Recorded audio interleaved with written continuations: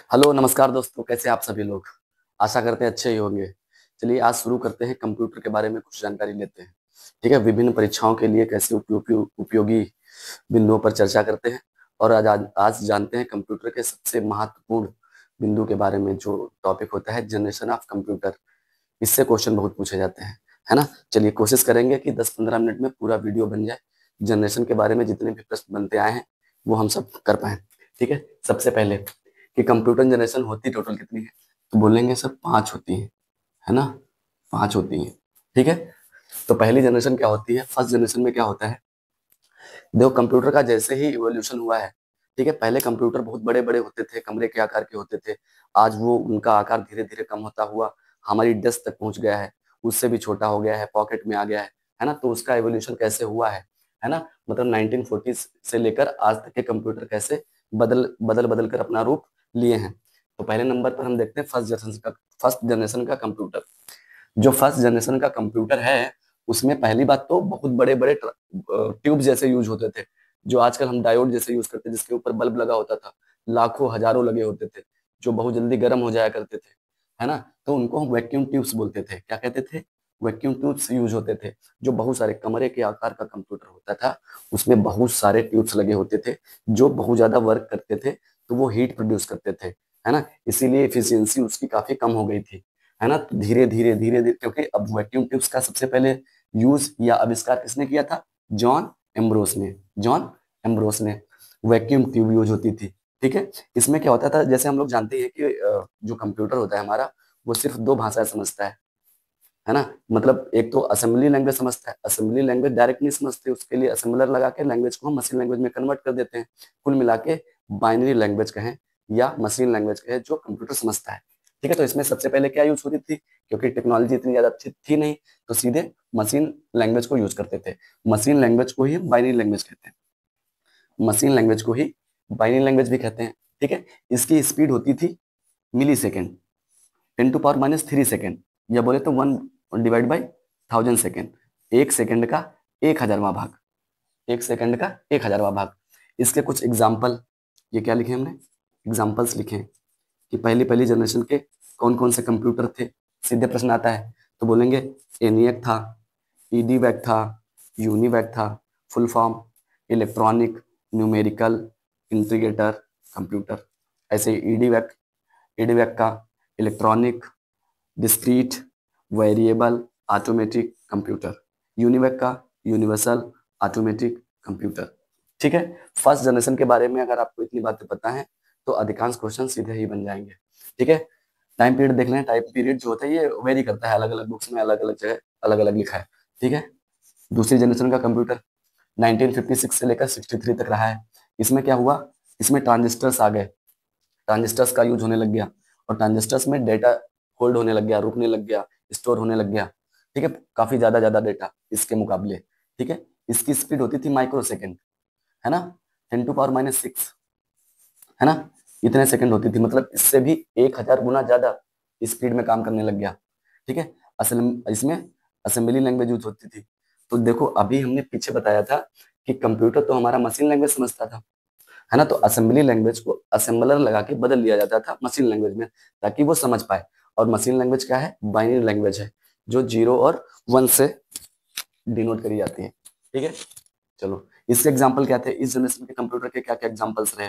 तो PD8, इसके generation में कई सारे बनते चले गए कंप्यूटर। जैसे इसका IBM का 1401 वेरिएंट बना, IBM का 7090 बना, IBM का 1620 बना, है ना। इसमें इस टाइम पे सेकेंड जनरेशन में जो प्रिंटर्स होते थे वो एग्जिस्टेंस में आ गए थे, है ना। और कहीं कहीं देखने को मिलता है कोबोल और फोर्ट्रॉन जैसी high level language HLL use होने लग गई थी, बट नॉट आइडियली। ठीक है, यूज होती थी, ज्यादातर असेंबलर लगा के हम असेंबली लैंग्वेज को ही मशीन लैंग्वेज में कन्वर्ट करते थे। चलिए तीसरा है third generation computer. Third generation computer 1964 से लेकर 71 तक है ना। इसमें क्या था, IC आ गया था, है ना। इसको बोलते हैं इंटीग्रेटेड सर्किट्स। क्या कहते हैं फुल फॉर्म? इंटीग्रेटेड सर्किट्स, ये आ गए थे। ठीक है, इंटीग्रेटेड सर्किट्स आ गए थे। ठीक है, इसके भी टाइप होते थे, जैसे SSI, MSI, LSI। Small scale integration, medium scale integration, large scale integration. ठीक है, इसकी स्पीड नैनो सेकंड होती थी, इसकी स्पीड नैनो सेकंड होती थी 10⁻⁹। इससे 1000 गुना और स्पीड इसकी बढ़ गई, है ना। यहाँ पे कीबोर्ड, माउस, ऑपरेटिंग सिस्टम जिसको शॉर्ट में ओएस कहते हैं, है ना, आ चुका था, है ना। एवोल्यूशन में इसका पार्टिसिपेशन आ गया था। ठीक है, जो आईसी चिप होती थी, जो आईसी चिप होती थी उसकी खोज जैक किल्ली और रॉबर्ट नॉर्स ने किया था। ठीक है, और यहाँ पे थर्ड जनरेशन कंप्यूटर में सबसे पहली बार HLL का यूज किया गया, मतलब कि हाई लेवल लैंग्वेज इंट्रोड्यूस करेंगे सबसे पहले। कौन सी? Fortran, COBOL, C++। फोर्ट्रॉन मतलब इसका फुल फॉर्म होता है फार्मूला ट्रांसलेशन। यहाँ पे लिख देते हैं, क्या होता है? Formula translation. ठीक है, कोबोल आ गई, सी आ गया, C++ आ गया, इवन यहाँ तक का था फोर्ट्रॉन हाई लैंग्वेज, सबसे पहली लैंग्वेज थी जो डेवलप करी गई थी। ठीक है, फर्स्ट लैंग्वेज थी HHL, है ना। ठीक है, और इसके एग्जाम्पल क्या है, कौन कौन से टाइप के कंप्यूटर होते थे?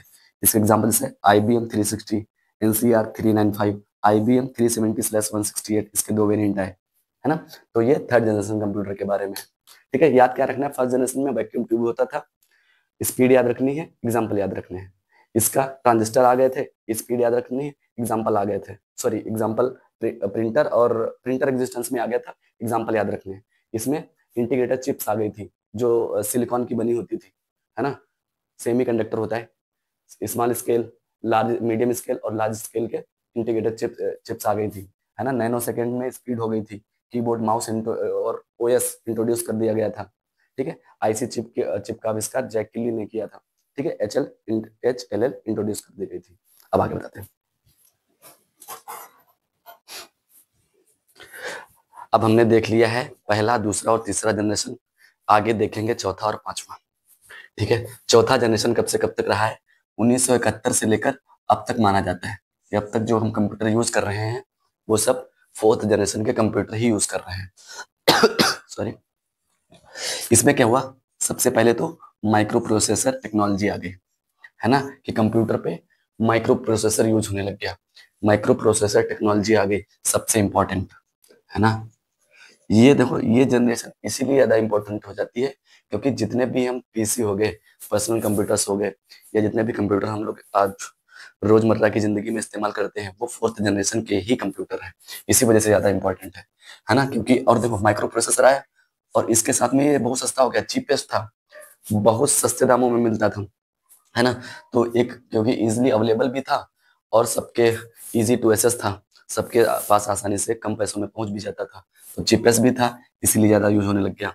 ठीक है, और फर्स्ट माइक्रो प्रोसेसर जो था वो किसने बनाया था? वो इंटेल कंपनी ने बनाया था, इंटेल 4001 ने बनाया था। ये भी याद रखना है, ये भी इंपॉर्टेंट है ना। इंटेल 4001 ने बनाया था। ठीक है, कभी कभी क्वेश्चन ऐसे आता है कि फर्स्ट माइक्रो प्रोसेसर 14001 किसने बनाया था, तो हम कहेंगे जी इंटेल ने बनाया था। ठीक है, उसको बनाने वाले थे कौन? तो टेड प्लॉफ और फेडरिको फ्रेगरिन।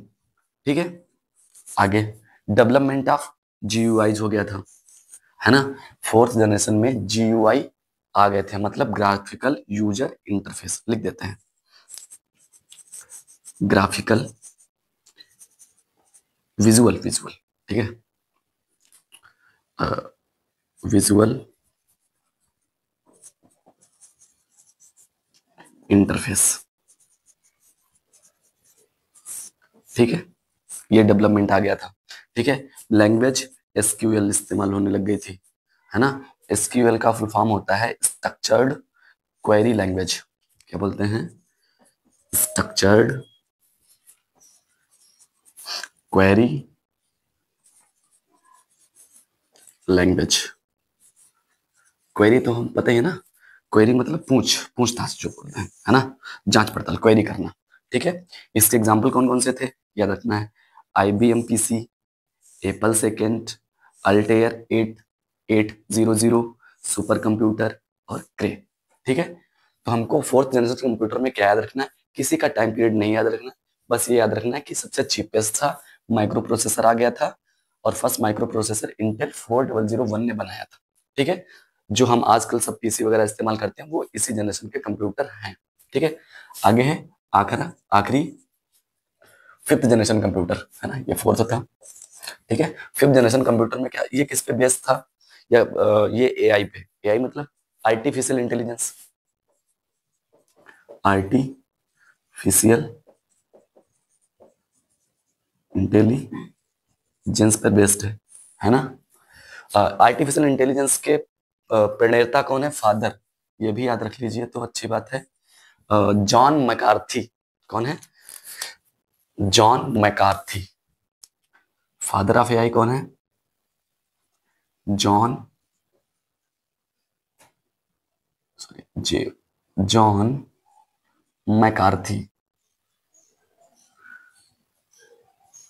John McCarthy, McCarthy.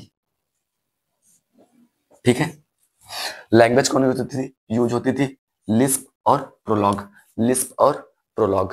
ठीक है, एग्जांपल कौन कौन से, आईबीएम नोटबुक, परम 1000, है ना, पेंटियम पीसी, ये सब फिफ्थ जनरेशन कंप्यूटर के कुछ उदाहरण हैं।